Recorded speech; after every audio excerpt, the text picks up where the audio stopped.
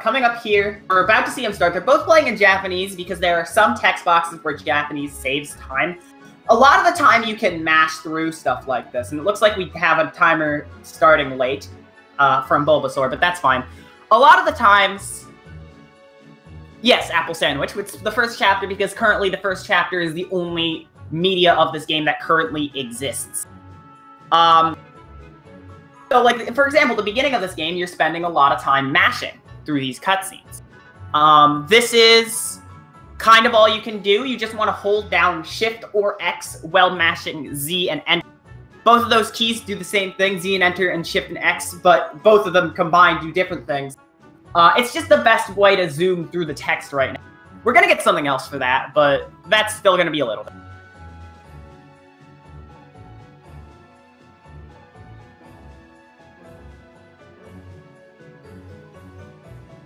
So you see they're going to wake up here, and there's going to be Toriel. Toriel's a character from Undertale, kind of more priority in Undertale than in this game, especially because we skip a lot of the intro.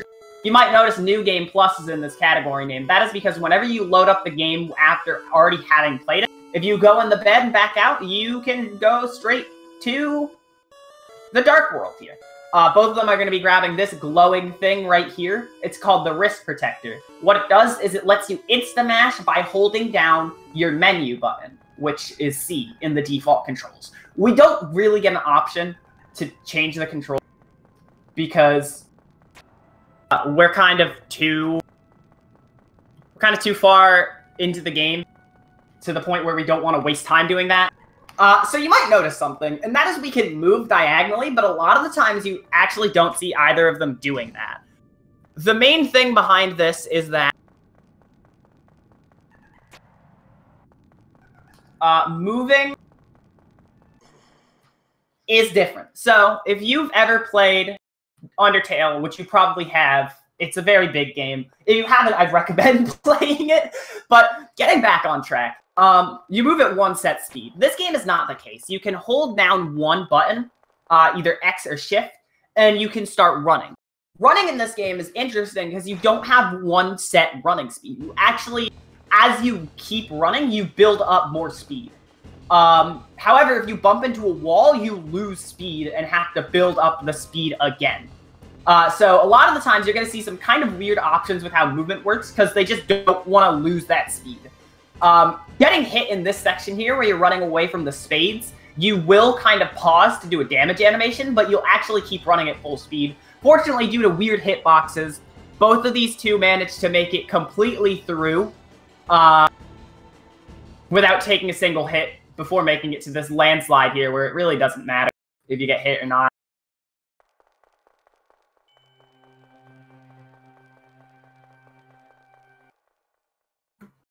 There's someone else that's more important if they get hit, but we don't have them yet. In fact, it's that character right there, Suzie, who's right next to us, the purple one.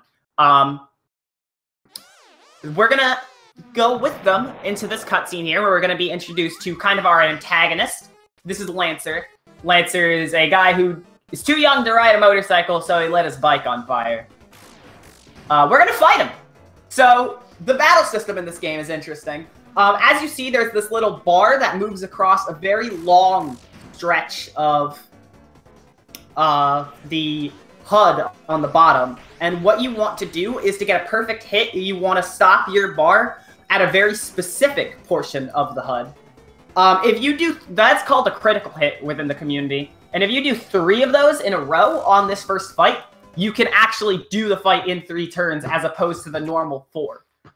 I can't quite see what happened because I'm having some internet issues on my own end, but I believe, based on time, I don't know. I don't know what happened there.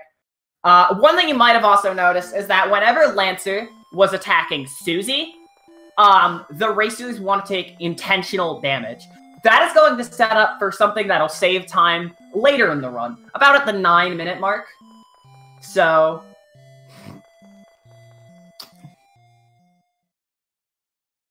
yeah, the bullet hell attacks in this game aren't too crazy. That's your method of dodging attacks in this game. One thing you can do is get magic points or tension points by getting close to enemy bullets without quite hitting them. Speaking of enemies, we're going to try and be skipping a lot. So this game changes stuff up a bit from Undertale by actually having overworld encounters, similar to something like you'd find in maybe Earthbound. Or Pokemon Let's Go. Bulbasaur's timer messed up, and it was a little bit too late, so it is not showing. So with these encounters, you can walk around almost all of them. As you see here, we have a battle going on from Holly, because Holly missed an encounter skip. There is one enemy that you usually see in a run of this game that isn't encounter skip, that you can encounter skip. Every other fight's required. One other thing you can do with the tension points in a battle is some attacks will actually end faster when you're up against them. You saw Bulbasaur hugging against those bullets there to end the attack that the Haddies were spitting out faster. And actually only sparing one of them on that turn, because if you have one of them left, they'll do a longer attack. And something that neither of these people did is you can save 2 seconds by taking damage at the end of the first attack that you have to dodge. And then after the Hathy fight, you have a cutscene where Susie's back. I never introduced Ralze. Ralze is the fluffy boy we have with us in green. He's kind of the pacifist one. And just as another quick explanation, New Game Plus doesn't mean like you have items from previous saves. It just means you're using a version of the game that already has the file select on because you've already beaten the game. And the only thing this allows you to do is skip the opening school sequence and go straight to the Dark World. So we would definitely like get the Devil's Knife if we could in this run. But unfortunately, that's just not how the New Game Plus definition works. There is true reset where you're not allowed to start from the file select, but it's just kind of extra cutscene for the sake of extra cutscene. So, speaking of cutscene, we have this one here with Suzie and Lancer, 2 characters that are very close to each other, and then a battle with Jigsaw. We're gonna see Suzie has an attack quirk, has a battle quirk where they constantly attack no matter what you want to do. So, we're gonna actually just let Suzie kill the first Jigsaw, while both the other 2 defend. Usually, if you see defenses like that, even on battles where you want to kill the opponent, it's just to skip attack animations and save small amounts of time. Coming up, we have a puzzle from Bulbasaur, doing it pretty well. There's a small thing you can do where you can push the last 2 boxes onto the switches quick enough so that you get a small skip. It's pretty hard, so I'm not surprised to see both of them miss it. Bulbasaur skipping the final Rudin in the Fields of Hopes and Dreams before moving on to the Checkerboard. Holly making it as well. That's pretty scary. You see them run left and right a lot sometimes, and that's just to keep the running speed momentum that I mentioned.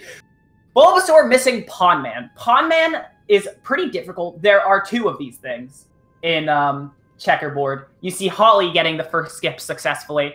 The Pond Man are enemies that will chase you on 2 specific screens, and if you get very minimal bumps into walls to keep your full run speed, you can make it through both Pondmen successfully. You saw the one that Holly went through, but there is going to be another one later. Here's the iconic scene where you choose your team name. Sorry to all of those that like the swear word squad or the fun gang. I know I'm a swear word squad person myself, but the Lancer Fun Club is the fastest option to pick. So if you like Lancer, you probably enjoy it. Yeah, that screen you can actually just hold right and skip basically all of the lights. You see Bulbasaur doing it now. Holly onto the second Pond Man screen, getting through with like flashing colors. That was a very good Pond Man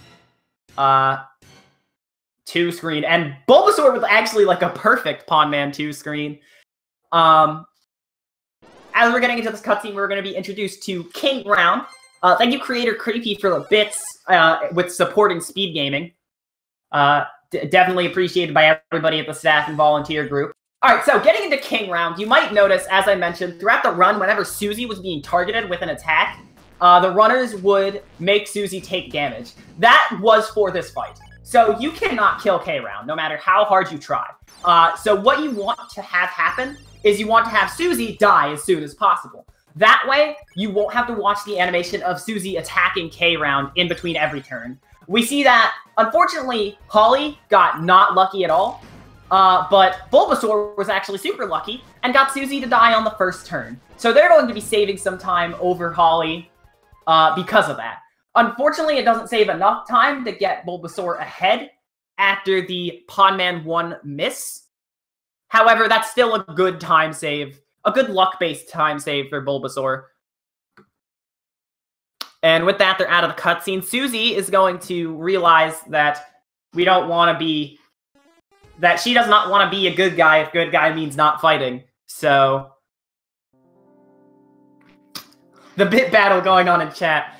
Alright, both of them now entering the Scarlet Forest. The first two enemies in the Scarlet Forest are Rabbics that are hiding in bushes. You can skip Rabbics by just kind of moving to the right quickly as you make them appear out of the bush. Kind of juke them out, and you won't run into them. Just like that. They're pretty easy. Some of the easier encounter skips in the run are in the form of these Rabbics. This is a funny little small time save. This third bar of diamonds, if you walk at the right angle, you can go right through it because hitboxes. That was a very fast puzzle solution from Holly. This is a type of puzzle that's rather common in the Scarlet Forest. You'll have to press buttons in order to match a combination of card suits. This is a Bloxer. Oh, that was really cutting on it there. Bloxer is a major enemy because one of the hardest encounter skips is actually one of these Bloxers. Before we get to that encounter skip, though, we have to fight Clover, who, funnily enough, if you use the manual on him for 2 turns, you can spare him in 2 turns. It's very unknown as to why this works, because I don't think anyone's played this game in English while speedrunning it. Well, people have run it in English, but nobody's really, read the text. So, coming up, this skip right here that Holly's about to do, you have to be very specific to get past that Bloxer right there, which Holly did perfectly. However, because Holly has not done anything with a Bloxer yet, and that means sparing a Bloxer, Holly's going to have to do a different skip later that Bulbasaur is fighting Bloxer, which is weird, because even if you miss the skip, it's usually better to just spare Bloxer, because it's guaranteed that you can do it in 1 turn. So Holly did some damage boosts after that, and is now going on to build the Thrash Machine, which is, I'm not allowed to say this word, so a machine to thrash your butt. You're just usually selecting the first option as quickly as you can. We see Bulbasaur doing an old damage boost route, which is kind of interesting. And then we have Holly going through these birds. This bird is weird because you really shouldn't hit it, but it can hit you, and if you can die sometimes, it's not fun. There's an invisible switch guy. You're supposed to do a puzzle to know where he is, but he's always there. He's always there. He's always watching. And now they're going to enter the maze, where you actually want to go wherever Lancer isn't going, because Lancer doesn't know where he's going. This rabbit here does not move fast enough for it to be any threat, unless you're, trying to hit it. Suzie joins the fray, and Suzie does not know where she's going either. Since Holly skipped the first Bloxer successfully, Holly actually has to do another skip where they have to wait out that second Bloxer to get past it. Since Bulbasaur hit the first one, but also Bulbasaur killed the first one, so I'm not sure if Bulbasaur has to do that or not. Holly taking a save before this fight is usual. Bulbasaur actually taking a save before the maze, which is not what you usually see because there's really no risk of taking damage here. But now we're in the Suzie Lancer fight for Holly. The goal of this is to try and convince Lancer that you don't have to fight. Okay, yeah, no. Bulbasaur didn't have to do the setup that Holly did. However, Susie's gonna try and block Lancer's ears to make sure that Lancer can't hear you say that you don't have to fight. So, as soon as you can, you want to sing a lullaby to make Suzie fall asleep. Susie's sleep lasts for 3 turns. So the turn right now that Holly's about to start would usually be where she wakes up, but the battle's going to end on this turn. You can make Suzie fall asleep. You can choose to do rather turn 3 or turn 4. Holly turn 3 because it's faster. The combo Suzie Lancer attack that happens on turn 3 is slower than the Lancer solo attack that happens if you make Lancer fall asleep immediately. Or Suzie fall asleep immediately. After that, there's a lot of cutscene going on. This is a very important part of the game as it kind of serves to show the relationship between Suzie and Lancer that formed while the two were not talking to each other, or while the two were away from the main group.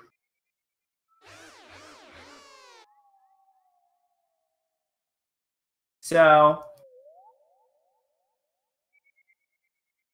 it unfortunately just does not provide a lot of information or a lot of entertaining value to the run itself. But it's usually a good chill point, because we're only at like the halfway point of the run kind of at this rate. There's a lot more to go. However, you see, everyone's going to run off on Holly's end. So we have another section here. Usually people won't heal for the fight against Suzie and Lancer. They usually save for this section. This is a much harder section to not get hidden. Holly, though, what a champ, not getting damaged at all throughout this section here.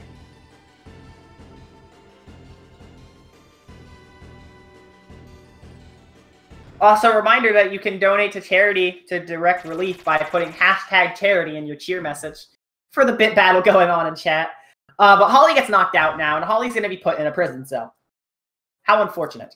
I guess this cutscene split is a good time to mention that despite having an item that lets you insta-mash text, it still is slightly faster to be mashing Z and Enter while you mash, or while you go through text.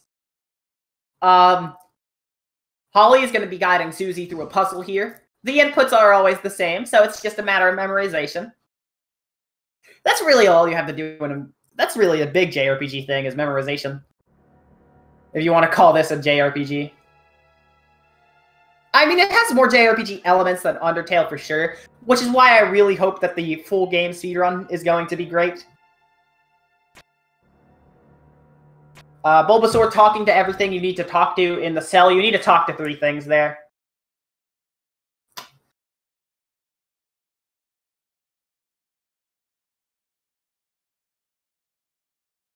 But Holly's about to get into a fight.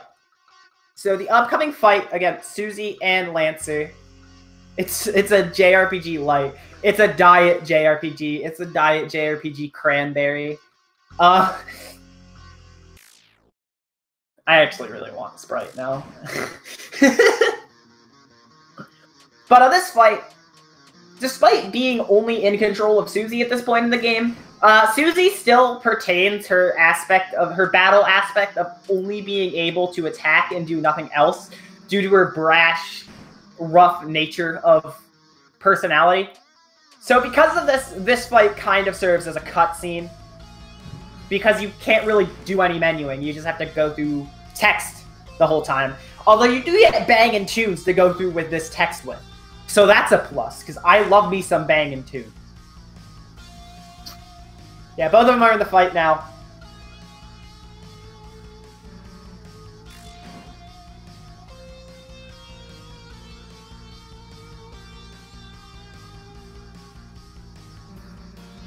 You see Holly with the max tension points. That doesn't actually matter. We just like to talk about the tension points in this fight. It's fun. You know, it's nice and fun. But that's going to end the fight there for Holly after that attack. And there's going to be more cutscenes. So we can talk about what Bulbasaur's doing. Bulbasaur's also fighting. I haven't looked at the most recent text box for Bulbasaur, but should be 1 or 2 more. Not every attack goes faster the more TP you have.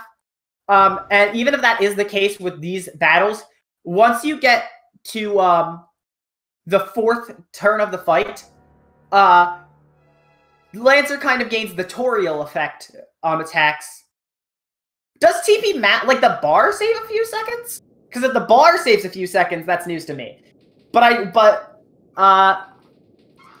with the kind of Toriel effect, you can't get close enough to bullets because they're not intended to hit you.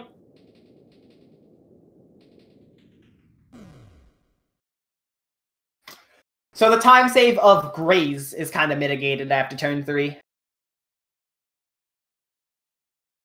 But in this elevator, we have story involving Suzie with Lancer and the group, and Suzie's going to not have the attack-only quirk right now. So in the Villain's Lair, Card Castle, there are 2 encounter skips to note here. Holly did the slower setup of Rudin Ranger skip, where you deload the screen to get the Rudin unaggroed at you after rushing right at him. And in between, you have interludes with Rules card, a theatrical puzzle master who isn't very hard to stump.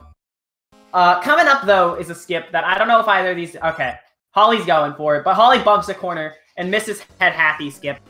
Head Happy skip is a very difficult skip in this game.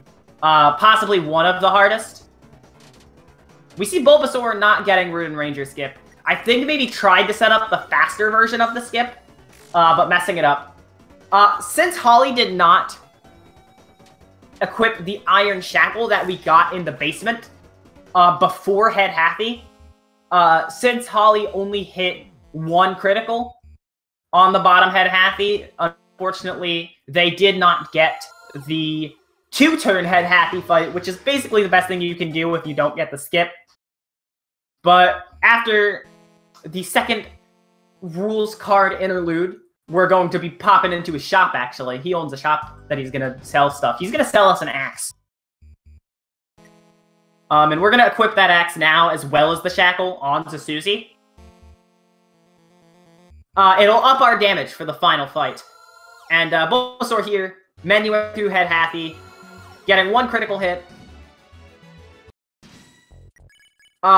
Holly entering the second fight against K-Round. In this fight, instead of doing what you wanted to do in the first fight and long bow with Chris and Ralze, you instead want to throw Ralze at the crown, or as the community so eloquently words it, yeet the fluffy boy. And if you get direct hits on the crown, you can actually end the fight in 3 turns, which is 2 turns faster than the fight back in Checkerboard. So that's a good thing. But coming up, Holly's going to take a save and walk into the throne room. And right when we leave the throne room is going to be the final battle. So we see Lancer here, and Lancer's going to try and talk to this shadowy figure to try and convince him to not fight the Lighteners, which is the group, the Lancer Fun Club. Because they come from the light world, and we're in the dark world right now. That's the name. That's the lore. But this is actually the king. This is Lancer's dad. This is the king of the Darkness. And he's gonna fight us. So Chaos King is a pretty interesting fight. What you saw there was an act. You do want to fight this boss. However, you saw that Holly started by actually using an act as Ralze, or as Chris, that involved Suzie, and then also defended as Ralze to get more TP. So Holly's going to be going for a strategy called the Red Buster strategy. Suzie has a magic attack called the Rude Buster that you can use for 50 TP on your own, and it does a decent amount of damage. However, if you use the combined act magic attack Red Buster on Suzie, it does very much more damage for only 10% more TP than the first fight. So you have to get a lot of good hits on, and you also have to manage your TP. Also a fun fact, if you mash Z and enter, you can have your Red Buster and Rude Buster do more damage. So yeah, what you're going to see Holly doing is a fight setup where you want to kind of alternate between getting attacks in and defending as Ralze to try and get optimum numbers, or optimal levels of TP in order to use Red Buster with Suzie as much as possible. Because Red Buster does do more damage than a Rude Buster and a Chris critical combined. So it's just more worthwhile. If you take damage and have invincibility frames, you can't get TP from grazing enemy attacks. So that's going to be really bad whenever that happens. You see Bulbasaur just going straight in for attacks, probably going to be using a different strategy than what you usually see used. I believe if the fight went well for Holly, we're going to see the last attack coming up. Yeah, there we go. The music stops, the king is done fighting. That was a very good king fight. I believe that it was a 10-turn Red Buster strat king, Red Buster defend king, which, a bit of buzzwords there, but to put it bluntly, that was the most optimal version of the fight that we could see. Based on what I've been seeing, it looks like Bulbasaur did a little bit of a weird start compared to Holly, but is still going for defend red strats on the king. Red defend. There's red and rude based on the 2 buster magic attacks that I mentioned, and then you can defend or just go straight in for attack. Usually you'll either see red defend or rude attack. Rude attack is for people like me that are just too bad with crit timings to consistently get 10-turn red defense. So I don't do them.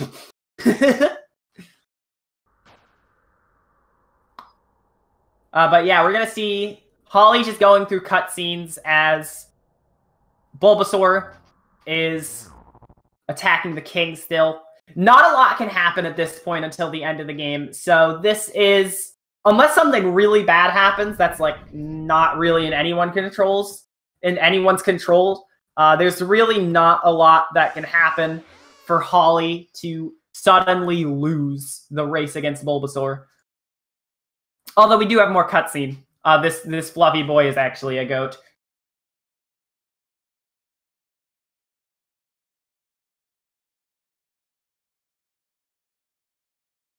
But we finally met our objective after that fight. We walk into this room, and here is the Dark Fountain, which has been released to try and give more power to the Darkeners. We're gonna plug that up real quick. We don't want that. It literally happened on screen. Like, don't blame me for spoilers of something that was on screen as it happened. I'm mad, actually.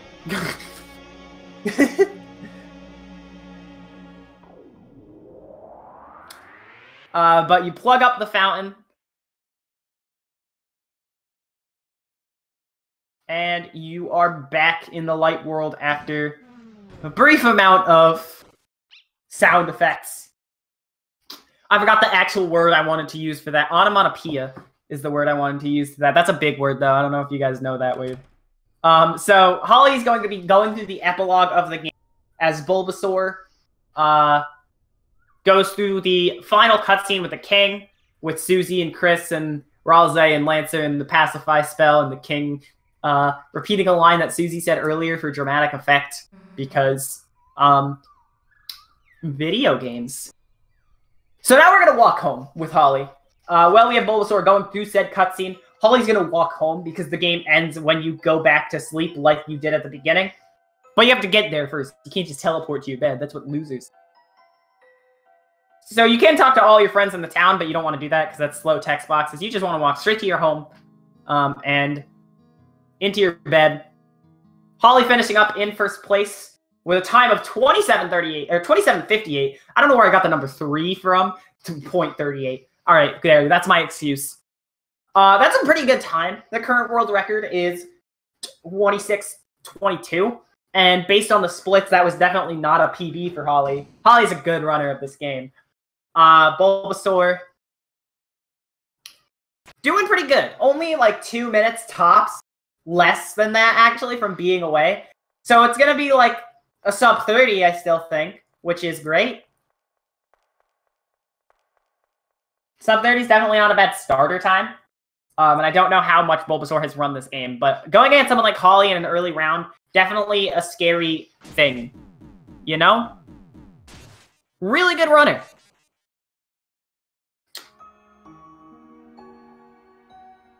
This is empty.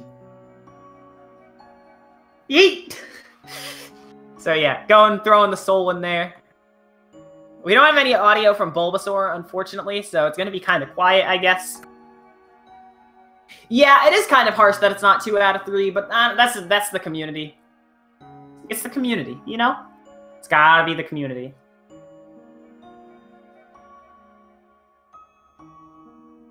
Yeah, not too bad for not having thumbs. I guess opposable thumbs. You've gotten me there. You've hit me in checkmate. I'm gonna go see if I can't get back on Speedruns Live so I can see Bulbasaur's time, because unfortunately due to a timer mishap, we could not see Bulbasaur's timer. Hello. And we have Holly with us. So Holly, congratulations. Thank you. How'd you feel about that run? Terrible. Well, yeah, there was some not that bad. stuff in there. You did miss one of the encounter skips. I missed 2. You missed 2 of them. Well, Head Happy, I don't really think about that one sometimes, but you did miss Head Happy, right? Yeah. But you did miss that one Rudin, which kind of caught me off guard. Yeah, that was just race nerves. Yeah, understandable. This is the first race of the tournament, too, so definitely nerves are a factor. Yeah. Especially because you can just miss input just a tiny bit, and then bump you in a wall, and you don't have any speed. Yeah, it's awful. But I'm surprised it was sub 28. Like, I mean, it was still a good run. yeah, that was. You unfortunately didn't get a Suzie death, which Bulbasaur did. Speaking of Bulbasaur, hello. Awesome. Hi. Good job on your time. That was definitely not a bad run, just considering some of the skips you missed. Oh, nice! Although I did start my timer a bit late, so it might not be. It might be a tie, who knows? Well, I can tell you right now, if that's at least even a tie PB, that's definitely not bad, because there are definitely things that I think you can improve on in that. Oh, definitely. Yeah. I still need to work on my double blocks and my Rudin wing. Yeah, I'd also recommend taking a look at the Rudin Ranger at the beginning of Card Castle, because I thought what you were doing there was a little bit interesting compared to what I've seen. I know, Holly, you went for the safer of the 2 strats there. Yeah, I wasn't gonna risk another Rudin fail. Yeah. Yeah, I still don't really know exactly how to do that. So. Yeah, well, I've only been winning the game for about 2 if you plan to go back and look at your race, I'd recommend checking what Holly does there, because it's the safer of the 2 strats, and it's very easy to learn and make sure you know how to do. It's one of the ones that looks really scary, but it's not that bad. It's kind of like Rudin 3. I assign numbers to all this stuff. But, yeah. How'd you feel about that, Bulbasaur? Because you said you tied PB. Do you think it was a good run, or did you still not like it that much, despite it being pretty close? Oh, for me, it was definitely a good run. I actually golded my Forest Mace by 8 seconds, so... Oh, that's a good gold. 8 seconds is definitely not a sneezable gold in such a short game. Yeah, I've never been able to get that double block to spit.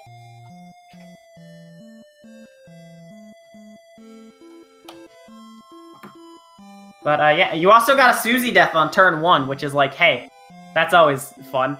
I'm usually really bad luck with that, so... Holly didn't even get Suzie attacked once. Yep, not even once. 110 entering the fight, 110 leaving. I even had a 4-tone Lancer and still didn't get Suzie attack. But I guess the next thing I can point out is we can go to the bracket. Ooh, the bracket. Because you guys have scores now. I don't know where you guys are on this bracket quite, but... Right at the bottom. Oh, hey, you're right at the bottom. You're right. So, Holly, you're going to be moving on to face... Okay, well, you have a little bit of chain. You have to see who wins Enzo and Adam. And then you have to face the winner of that. And the winner of that is going to face off against Isaiah. And the winner of that is going to face you. Who do you think you're going to see? I think I know the answer. And how do you feel about that? You know, I've probably got a month or 2 to practice before that happens. Well, I think one of the races is actually happening soon, if I can check the schedule. Alright. A week or 2 to practice. Let's see. Enzo HT versus Adam Coolcat is happening tomorrow at 9 p.m. Eastern Time. That'll determine who faces Isaiah. Speaking of races tomorrow, at noon tomorrow Eastern Time, so about 22 hours from now, is going to be BGP and Justin. BGP, I'm thinking of someone else, so I'm not going to continue that thought. But yeah, there's also races all throughout the week, such as races at 3 and 7 p.m. on Thursday, Friday at 7:30 p.m., and Saturday at 1 p.m. So definitely a lot of stuff if you want to check that out. And Bulbasaur, you're going up against the loser of match... Okay, where's... loser of 16 is somewhere on here, right? Is it? Come on. Come on. I gotta know how to navigate this bracket. I don't know how to navigate this bracket. You're facing someone who I actually think dropped out of the tournament. Oh. Storm Magatera, who I believe dropped out because it shows that it shows a blank for them on challenge. So it'll be you versus the loser of the match I just mentioned. You versus the loser of Isaiah and the winner of Enzo and Adam. So I don't know if you're confident about that. You do have higher seeds than both Enzo and Adam, so I can't regret submitting my sub 30 minutes TV. I think that might have put me in a high seeding then. I should be. yeah, so I definitely think you have another round or two in you. So keep it up, because you're doing great so far. Both of you are doing great. And I really hope the rest of the tournament goes great, because I think this was a great start to it for sure. Thank you. There were some points where it was actually like really close. Oh, was that near the start by any chance? Yeah, it was near the end of Checkerboard. You guys were neck and neck. Ah, sweet. So, yeah, Alfredo, it started today. The main thing that started making me go downhill was when I missed the Pawn Man. Definitely. Pawn Man is a really tilting miss, in my opinion. Yeah. It's one of the ones that you just hate missing because it always looks scary, but it's like one of the ones that it's easier than it looks. Like, you're usually not as close as you look. So when you actually do hit it, it's like, dang it, I should have had time for that. But, yeah, I just practiced so much for that Pawn Man skip, so hopefully it never ever happens during a race. Alright. And for those that want to watch more speed gaming, it looks like a lot of things left today. Is a Link to the Past randomizers. There is a Super Metroid A Link to the Past randomizer combo. Those are always interesting because, normal randomizers don't have enough routing changes. You need to add 2 games in there. Oh, wow. Obviously. But yeah, we are in, I think, bracket stages of those tournament have recently started, so there's a lot of stuff going on. There's a lot of those, and they're taking up a lot of channels. But with this tournament starting, we're definitely going to see a lot more because we have 41 participants in this, I think. Yeah. So there's going to be a decent population of these. But thanks for coming out to the first one of the many that we're going to have. Our time slot's about to end, so I'm going to wrap us up. Thank you, Holly and Bulbasaur, for racing. Thanks for hosting us. If you'd like to follow the two, there are the links in chat. I'm assuming both of you are going to keep up at practicing? Oh, definitely. All right, yeah, well then, you know what you're getting yourself into. Oh, jeez.